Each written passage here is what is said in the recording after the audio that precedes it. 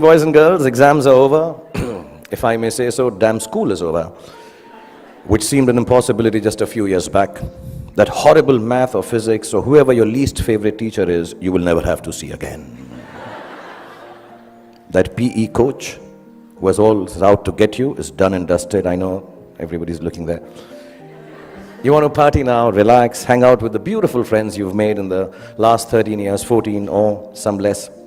The last thing you really want to do is sit here and listen to someone give you advice on life lessons and what the future holds for you. And to top it, my qualification to be doing this is zilch, nada, not at all, nothing. Really, apart from the fact that Neeta and I are friends and thus I have some benefits. My reason to be here is the same as that of your elder brother or your sister being allowed to do things that you're not allowed to do at home. I'm like them, older, that's all. So if you think that I have had a successful career, as I was getting very embarrassed when David was recounting, because also it's been so many years since I've got an award now, yeah. This is like 2. Gotta work harder. So also if you think I've had a successful career, a great past performance and my experiences of it are no assurance that it'll work in the future for you or work for you at all. And anyway, none of what I say today you will remember as soon as you're out of here. Or maybe even earlier, because you're still sleeping from the big party you guys had last night. What I say may make sense to your mom or dad, who will remember it some years down the line, and they will also remember it for all the inappropriate things that I'm going to say tonight. But you are here, and so am I, so I promise to keep this extremely crisp and sharp. 20 minutes, tops. But be rest assured, I understand if some of you walk out in the middle of my speech for bladder control reasons. Feel free to do that. Feel free, because that's what essentially my talk is about. Feeling free, the freedom to be yourself, to listen to your inner voice and never let anyone tell you who you are or who you ought to be, including me. These are the only years of your life in which you will be allowed to make regret-free mistakes. As you do so, you will chance upon your dreams and hopefully make a happy life out of their fulfillment. When you get to be 50, as some of your parents are, none of the mothers, they all look 35. They're all looking extremely hot. Some of your parents are, and like I am, you will know that the bulk of your regrets are from not having done what you wish to do. So don't hold it against your over-diligent father who's telling you to study extra even post the exams. Your annoying mother who's still depressed that your handwriting is bad. You know, she doesn't understand. If it was bad 5 years ago, chances are that your handwriting is not going to improve for the rest of your life, ever. Ma'am, get that clear. It's not going to happen. But let me assure you, squiggles and ants and mosquitoes on paper won't kill your career. Any doctor here will tell you, indecipherable hieroglyphics may actually be a career booster. Don't be angry that your parents tell you that friend of yours is not good company, he is spoiling you. And please don't hold it against them when they tell you, he's a movie star's son, he'll become a hero, what about you?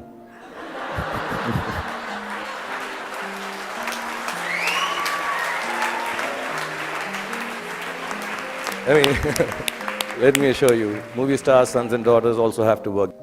Basically, just don't grudge the old man and the old bag, ever. All us parents try to do is to make you happy with your choices by annoying you with ours that are actually your choices anyway. But you just don't know it yet. Your hormone levels are too high for you to understand this confusing logic. All you want to be is yourselves, and you're quite sure you know what that is. And I'm here tonight on your side only to confirm your conviction as you set forth into the big bad world from the loving shelter of Mrs. Neeta Ambani and all these wonderful and beautiful and warm teachers and faculty who have nurtured you to embark on your own journey through life. I was talking about parents because I think tonight is about parents. So I'm going to tell you something about my parents. My mother was top class. She was really cool. She loved me unconditionally, was beautiful like all mothers are, and believed I will be the most famous man in the world and I could do no wrong. In Delhi they say, Hamara bachcha na is like the apple of my eye. Some Punjabi ladies make it bigger, like the pineapple of my eye. So I was the pineapple of my mother's eye. And my father was a gentleman. He was very educated, masters in law, extremely intelligent, knew 7 languages, had traveled the world, knew his politics, fought for the freedom of our country, India, and excelled at sports like hockey, swimming, and polo. He could cook and recite poems and knew the capital of every country in the world. My father was also very, very poor. He was unemployed and struggling to make ends meet for 15 years of my life that I had the privilege of knowing him. From when I was 10 to when I was 15, not being able to afford fancy gifts for me, he would wrap up something old that belonged to him in newspapers and declare it as a birthday gift when my birthday came along. This, in the next 11 and a half minutes left that I have, is the story of the 5 gifts my father gave me and how they helped me become what I am today. When I was 10, my father gave me an old chess set. Chess is a reflection of life, they say, and as cliched as it sounds, it's probably true. The first thing it teaches you is that every move has a consequence, whether you perceive that it does or does not. Nothing you do, not a single moment, is empty of living. So think of things through, not always, but often enough, so your life does not feel as black and white and as uniform as the squares on a chessboard. Sometimes, in order to move forward, you might need to take a few steps back. And there's no loss in doing something that hurts in the short run, but proves worthwhile in time. Sometimes, the queen might seem sexier. They always do. But if she gets taken by your adversary straight after you save her, then you might be better off saving your castle or the bald bishop instead. So don't always choose that which seems more desirable if something tells you it's going to get you into a whole lot of trouble. What I mean is also about tonight, drive home while your wits are about you instead of staying and getting stoned senseless after the party here. You can't get anywhere in chess if you don't look out for the little ones around you, the small pawns. Life is like that too. If you forget the smallest of your people or become foolish enough to imagine that the little graces you are given are of no value, you end up nowhere. When you look around you, learn to notice all the tiny little things that make your existence privileged and special. Just the fact that you are here, in this very moment, at this fantastic school, in the company of such adoring parents, is the product of immense love, hard work, and sacrifice on the part of many people present here. Taking your blessings for granted is the most ungracious stupidity, both in chess and in life. Then there's what they call, I don't know how to pronounce it, but sounds very cool, the zugzwang. The zugzwang, yeah. It's a really cool word. It sounds like a Chinese aphrodisiac. Zugzwang. But it actually is German for, okay, I'll tone this down. Oh fish, I got to get out of here. Anyway, for those of you who've never played the game, it's when you get so stuck that whichever move you make is a bad move. It'll happen to each and every one of you at some point in your lives for sure. A moment will come when it will look like there isn't anything going right and nothing you can do to prevent disaster. Ask me, I just finished Dilwale, followed it up with Fan. So, when you are in zugzwang, kids, don't panic. Whenever there is trouble and you know there is no way out of disaster, don't panic. With a little embarrassment, you will survive it. Trust me. All you have to do is make a move. All you have to do is move on a bit. As the Cheshire Cat in Alice in Wonderland said, when Alice came to the fork in the road, if you don't know where you're going, it doesn't matter which road you take. I will add to it. As long as you take one road and don't keep standing in the middle of the fork until a truck runs you over.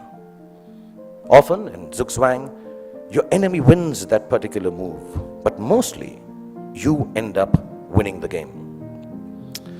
There were no computers when I was a kid, nor were there iPhones for us to Google pornography on, while our parents were busy checking their selfie likes on Instagram.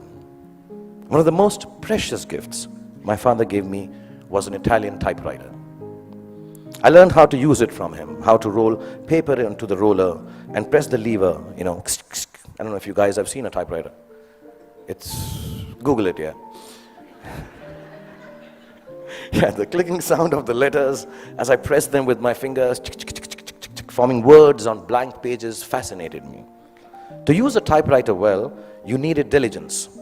One wrong letter, and the whole exercise had to be started all over again. We used something called Typex to erase our mistakes in those days. Not to sniff at during math classes. But too much Typex in math classes or in typewriting is unacceptable. So we had to learn how to move our fingers accurately, to make words out of thoughts with efficiency, and do it over and over again till we got it just right. As an adult, I have come to understand that there is nothing of more value than your capacity for diligence and your ability to work hard. If you can outwork your adversaries and your employees, you can ensure your own success in whatever it is you choose to do. Whatever you're doing, do it once. Then do it one more time, even more carefully. Practice will make everything seem easier. Be diligent. Be thorough. Think of every job you do as the first one. So you have to get it right or you won't be able to impress everyone. And at the same time, do it as your last job, as if you will not get a chance to do it again ever. Don't just outwork yourself. Only parents clapping. In fact, you can outwork yourself. If you can outwork yourself, then pretty much nothing can prevent you from glorying. Then my father gave me a camera. And the most beautiful thing about it was that it did not work. We all have those Leica ones, old ones, which don't work, look really cool. I learned that things don't always have to be functional to fulfill a need. That sometimes when things are broken, the greatest creativity emanates from their fragments. I found myself looking at my world magically through the unusable lens, and the fact that there was never any actual photograph to see taught me my most important lesson yet. That creativity is a process of the soul. It does not need an outcome or a product for the world to accept. It needs only the truth of its own expression. It comes from within and makes of your world whatever you wish it to make. So don't be afraid of your own creativity. Honor it. It doesn't always have to be seen or approved by those around you. It is an expression of your deepest self, and it belongs as much to you as it does to the universe that nurtures and inspires it. All creativity is not for everyone to like or understand. All art is not up for sale. Some creativity has a bigger role to play. It is to keep you company when you're alone, when you need a friend, when the world doesn't seem to understand you. Your creativity, whatever that may be, I know a friend of mine who makes dolls out of bath bags from aeroplanes. Whatever your creativity is, your creativity will be the only thing that will keep you inspired and satisfied. Honor it to the end, whatever it may be. Mine is poetry. I write rubbish poetry. It's so bad that sometimes I cringe to read it myself. It's crap.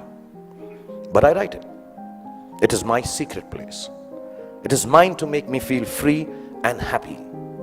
So you find yours, and if the world loves it, good. If it doesn't, even better, because now you will truly have a friend. So keep your creativity intact. My father was a funny guy. He had the capacity to turn any kind of serious situation in a way that it seemed less stressful, with a bit of humor. Without a sense of humor, the world will always be a dull and dreary place. No darkness or despair should ever be beyond a good and a hearty laugh. I'm going to tell you a few incidents. If you're not bored, I have about 7.5 minutes left. We used to live on the 3rd floor of an apartment building, and as people on 3rd floor tend to do, my friends and I used to throw things down from the balcony. Wrappers, tidbits, dog shit wrapped in newspapers, the usual stuff, yeah. One day, the old gentleman on the ground floor, there always is an old senile gentleman on the ground floor. He had had enough of our daily droppings. He charged at us, yelling at the top of his voice, "Bhai Saab, upar se cheezein niche aati hain." ऊपर से चीजें नीचे आती हैं. And, the whole mohalla, the colony emerged to witness the spectacle. My father was there. I was mortified. And he kept screaming, ऊपर से चीजें नीचे आती हैं. And my father calmly looked at him and said, चाचा जी, ऊपर से चीजें नीचे आती हैं, ये न्यूटन ने बहुत सालों पहले बताया था. आप कोई नई बात बताओ, अंदर बैठ के चाय पी के बात करते हैं. And it instantly diffused the situation. The old man smiled. We went into the apartment, worked out how dog shit needs to be disposed of properly. Over a cup of tea, and life was back to normal again. And there was another incident I'm going to relate.